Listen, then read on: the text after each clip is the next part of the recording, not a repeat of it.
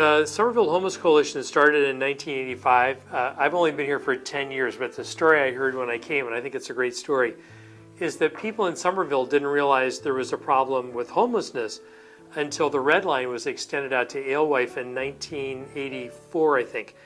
And then suddenly there were people hanging out in Davis Square that nobody had ever seen before.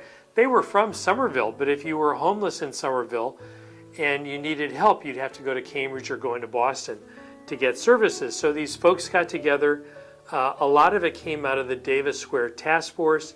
They got the faith communities involved, and they got the College Avenue United Methodist Church, which had a bowling alley in the basement of the church that had fallen into disrepair. It was a 4-lane bowling alley. And they got the church to allow this new organization to come in and convert this bowling alley into the city's first shelter. And the shelter opened on February 6th, 1986. Initially it had 6 beds, then it went to 8 beds, then to 12 beds, and now it has 16 beds, 4 for women and 12 for men. The next year they realized there was also a need for a family shelter, so they got another church in Somerville, the Grace Baptist Church, to let them convert what had been a basketball court into a family shelter. It's also still there. So we have 4 major sites. You know, our administrative office and our case management program are located in the basement of 1 Davis Square. It's that new building that's got a CVS on the first floor and a Boston Sports Club on the second floor. And our entrance is on the side of the building just behind the Boston Sports Club entrance. So if people need help, they come down here, we'll talk to them. We'll try to see if we can help them. If we can't help them, we'll try to find somebody else that can. We also have a small food pantry here at 1 Davis Square. As I said earlier, our adult shelter is located in the basement of what used to be the College Avenue United Methodist Church. It's now the Holy Bible Baptist Church. It's a new Haitian church that's very vibrant. We're excited that they've allowed us to keep the shelter in their church. In the family shelter, in what used to be a Baptist church, is now the Hispanic Seventh-day Adventist Church. And then we have apartments that are scattered all around Somerville, some in Arlington, some in Medford, but mostly in Somerville. So we're always looking for help. Whether somebody wants to volunteer, we have volunteers that work in our shelters. We have volunteers that work in our food kitchen and our food pantry. Last year we had a 42% increase in need at the food pantry. So if somebody wants to do a food drive, especially non-perishable food, we're very grateful for that. And things can be taken down to the main pantry on Franklin Street or brought here to 1 Davis Square. We have people that are able to write a check, people who are able to volunteer. I think that the most important thing, these kinds of issues like hunger and homelessness are things that we can solve if we put our mind to it. So I'm always happy if we can just talk to people and educate them about what these issues are and how we work every day to solve them. If we had enough resources, we could solve the problem in our community. I'm not saying that we're going to immediately be able to solve hunger and homelessness in our country or in the world, but these are manageable problems. It's just a matter of how we divide up our resources. So we're always excited when we can talk to people about our work and try to get them involved in any way that would work for them.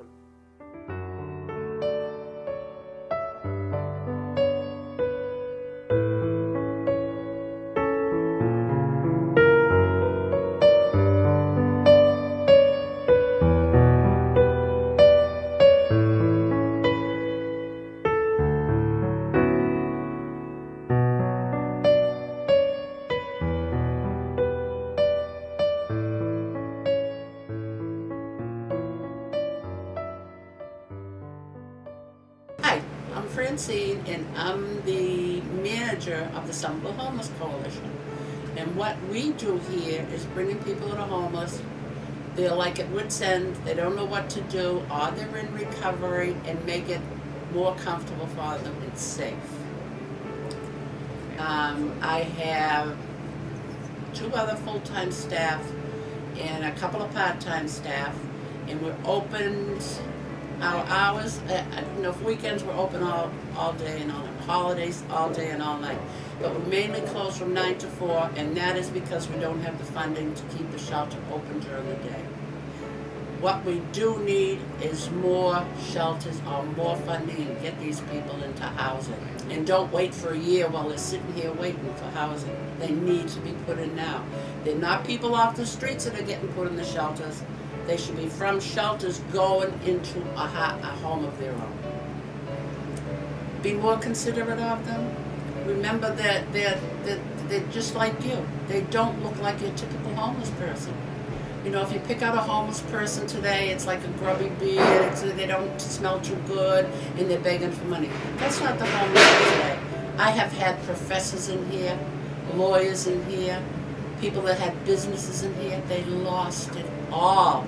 So they're starting over. So that's a place, you know, when you hit bottom, you know it. And we try to make it better for them.